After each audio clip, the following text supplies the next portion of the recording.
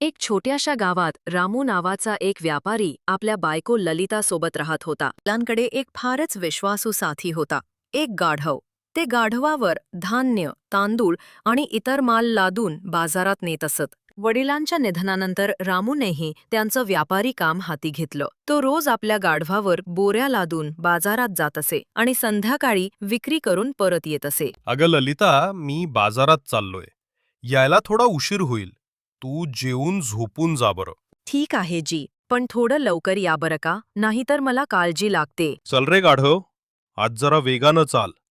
ऐकलंस ना, आज लवकर घरी जायचं आहे. बर मालक, मी कधी उशीर केला आहे का जो आज करीन? रामू आणि त्याचं गाढव बाजाराच्या दिशेनं निघाले. गावभर रामूचं गाढव ओळखलं जायचं, कारण ते सगळ्यात जास्त वजन उचलायचं. बाजारात पोहोचल्यावर त्याचा मित्र गणू त्याला भेटला. अरे रामू, काय बात आहे?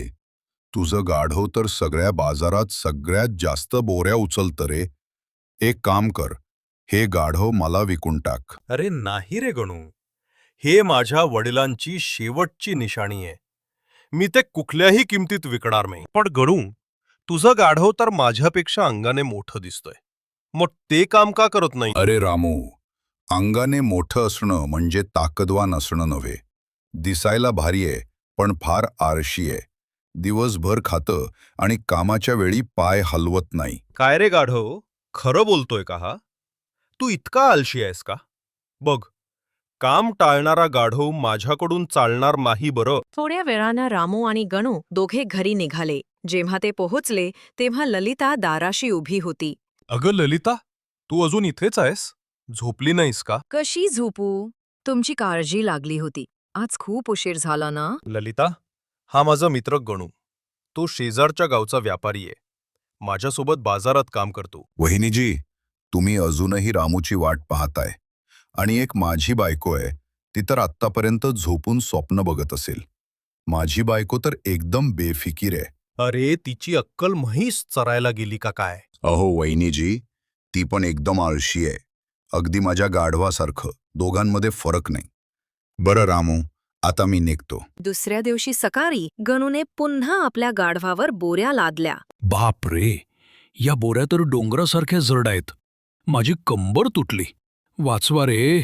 अरे चूप, हे रोजचं नाटक आहे तुझं. जेवताना काही होत नाही आणि कामाच्या वेळी सगळी हाडं दुखायला लागतात. तेवढ्यात रामू तिथून आपल्या गाढवासोबत बोऱ्या घेऊन जात होता. अरे कोणी या अत्याचारापासून माझी रक्षा करा. गणू, असं दिसतंय की आज तुझं गाढव आजारी आहे.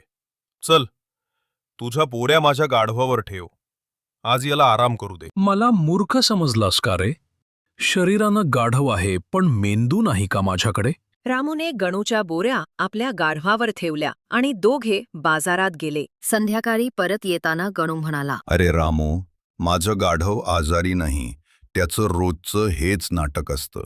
फार आळशी आहे, म्हणून आम्हाला जवळच्या बाजारातच सगळं स्वस्तात विकावं लागतं. अरे वा, मग पाहूया उद्या या काम चुकार गाढवाला कसा धडा शिकवायचा. दुसऱ्या दिवशी गणूने पुन्हा गाढवावर बोऱ्या लादल्या. अरे मरतोय रे, वाचवा.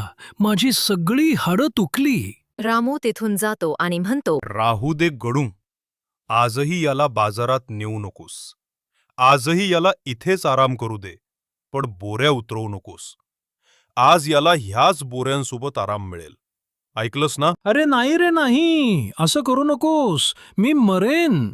आतापासून जसं सांगशील तसं करीन.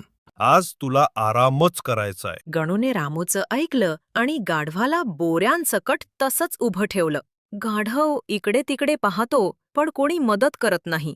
तेव्हा तो हळूहळू बोऱ्यांसह चालायला लागतो. रामू, तुझ्या सल्ल्यानं तर कमाल केली रे. माझं गाढव आता नाटक न करता काम करू लागले. बघितलंस ना, कधीकधी आळशी लोकांना खोटी दया नको, तर कठोर धडा हवा असतो. हो बरोबर. आता ह्याचं रोजचं नाटक संपलं.